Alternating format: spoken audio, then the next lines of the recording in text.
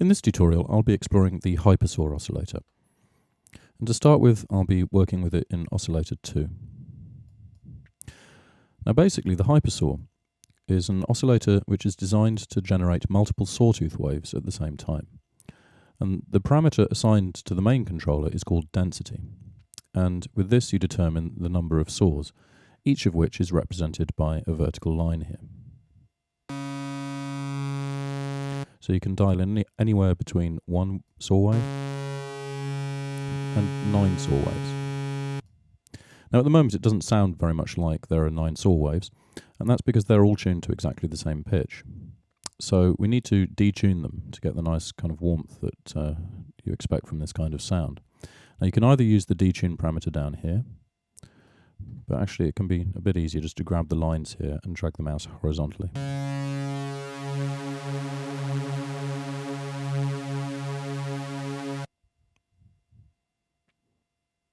Now you may have noticed that the FM section has disappeared now and has been replaced by sync. And this refers to the internal sync oscillator of the HyperSaw, which for Oscillator 2 is always active. Let's take a listen to that now.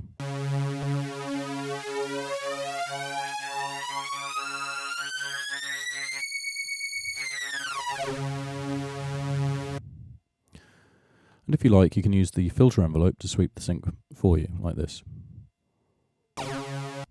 So you just head over to the filter page and adjust the attack and decay rates of the filter envelope accordingly. But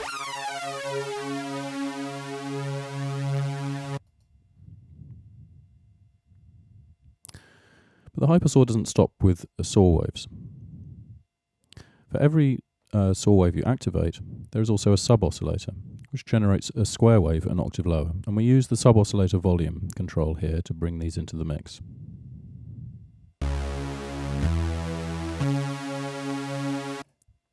And this is scaled so that when you turn it all the way up, the saws are faded out altogether, leaving just the sub-oscillators. And these also respond very effectively to both the detune and internal sync oscillator.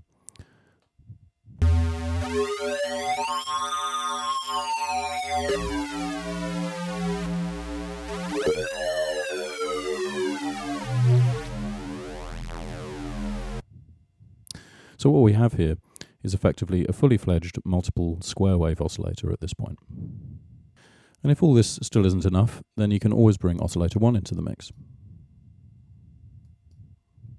Now the HyperSaw in Oscillator 1 has mostly the same functionality as it does in Oscillator 2, with one notable exception, and that is that the oscillator sync is not enabled by default. And this, along with the oscillator balance control, allows you to mix the sync effect more or less subtly as you require. So if we set up a nice lot of saws there, detune them again like that, and we can bring these in like that. Let's bring the sub-oscillators back a bit so we can hear the saws too. And we can turn up the sync.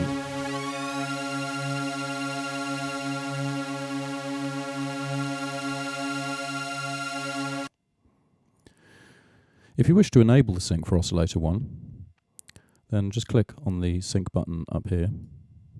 Now both oscillators will follow the same sync amount.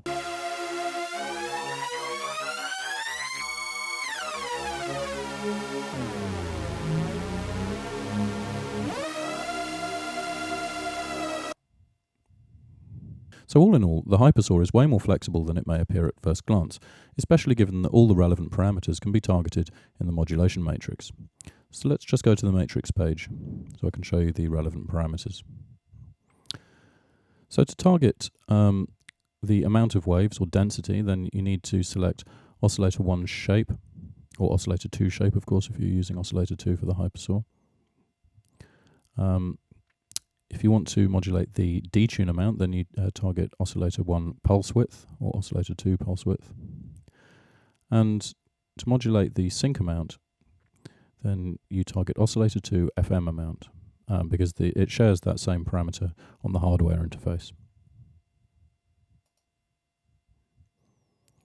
So let's finish by listening to some sounds which I've selected to give you an idea of how diverse the HyperSaw oscillator is. This first sound uses just one HyperSaw oscillator. It's got all 9 waves firing away there, and I've just run it through a high-pass filter here with some filter envelope sweeping it slowly.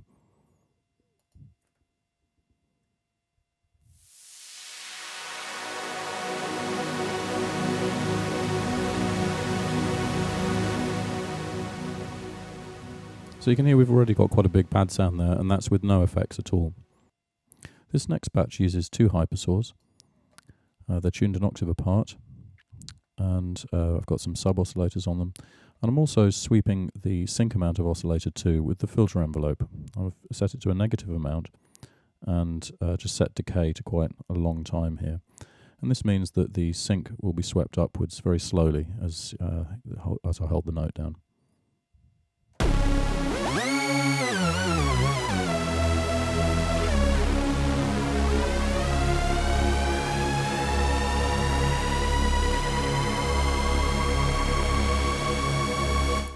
I've also assigned the sync to the aftertouch as well, so you can create a little bit of expression by pressing on the keys like this.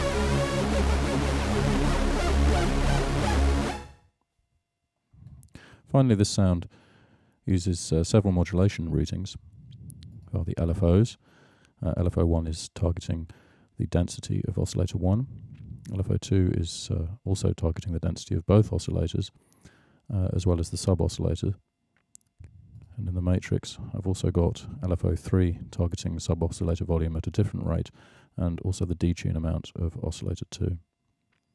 I'm using the filters in split mode to create a little bit of a stereo effect here.